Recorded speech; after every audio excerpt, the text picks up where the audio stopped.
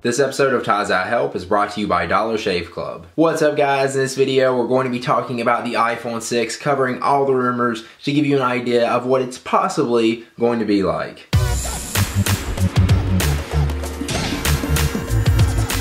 So what you're seeing in my hand right now is what's supposed to be a case for the new iPhone 6. By the way, shout out to Sonny Dixon who hooked me up with this case. There's been so many rumors of what size the iPhone 6 screen could be, but here lately there's been one that stood out above all the others, and that is actually that Apple is going to make two different size versions of the iPhone 6, a 4.7 inch model and then a 5.5 inch model. The 4.7 inch version of the iPhone 6 is said to come out sometime in September, whereas the 5.5 inch version will actually be delayed a little bit, not come out till sometime in early 2015. Wow, it is going to be 2015 soon. That just blows my mind. Just to back up the rumor of a bigger iPhone 6 coming, even more, is that Apple's even came out and said that they realize now that consumers want a bigger smartphone. When in the past they said that Apple's not going to do a bigger smartphone. Well, now it looks like they are. So if those rumors are correct and Apple actually is going to make two different size versions of the iPhone 6, the rumored resolution is going to be 1334 by 750 at 226 pixels per inch for the 4.7 inch model, and then for the 5.5 inch model it's supposed to have a resolution of 1920 by 1080 at 401 pixels per inch. Since the iPhone 6 is going to be bigger and probably have a different resolution unless they scale it right,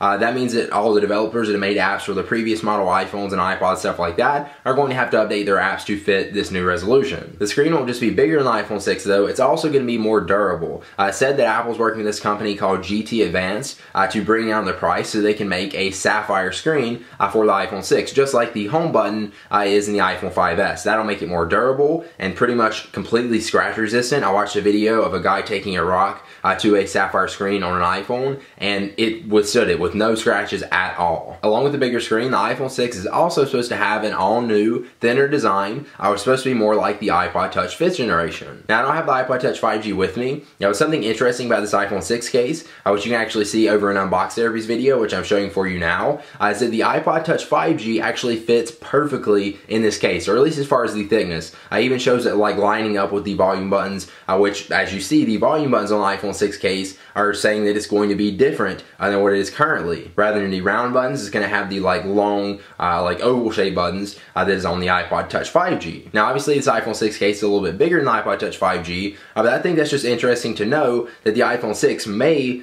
be as thin as the iPod Touch 5th generation, which is only 6.1 millimeters, while currently the iPhone 5S is 7.6 millimeters, so that's a pretty big difference. So if you don't know what the iPhone 6 design is going to look like, just look at the iPod Touch 5th generation and imagine it this size. Putting the iPhone 5S inside the iPhone 6 case, you can just see how much bigger it's going to be with all the extra space around it, and then if you put it beside it, you can actually see just how much thinner it's going to be. And that's just the case. The iPhone 6 actually has to fit down inside of that. And you can see it here beside my Galaxy S5, which is just a bit bigger, but about the same thickness. And again, that's just the case, not the iPhone. Also notice how in this case, the power button is actually on the right side of the device rather than the top like the previous iPhones. Now as far as the processor in the iPhone 6, it's supposed to have Apple's new A8 chip, which is going to be a 64-bit quad-core processor and quad-core graphics, but unfortunately only 1 gig of RAM, just like the A7 chip. The camera in the iPhone 6 is likely to stay the same and be 8 megapixels just like in the iPhone 5S, but they'll probably add a few improvements here and there. One of those improvements are rumored to be optic or possibly electronic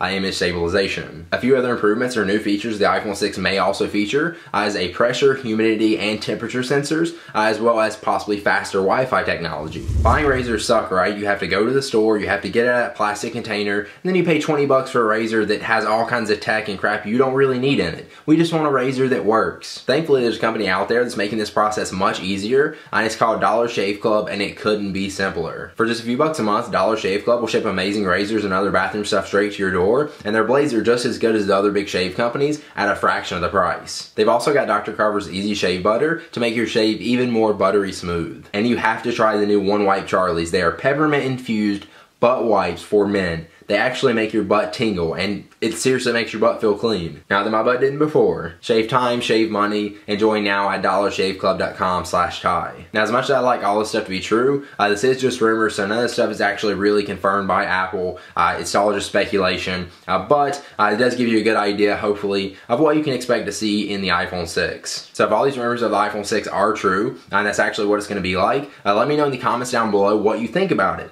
Is Apple too late to the game to make a bigger smartphone? Should they have done it a long time ago? I think so, but is it too late for them to get into it? And will you actually be interested in getting the iPhone 6? And if you do, and they actually do make two different sizes, a 4.7 and a 5.5 inch model, which one would you go for? So I hope you guys enjoyed this video. If you did, click the like button down below. Make sure you subscribe to my YouTube channel right there so you don't miss any of my future tech videos. And I will see you guys in the next one. Peace!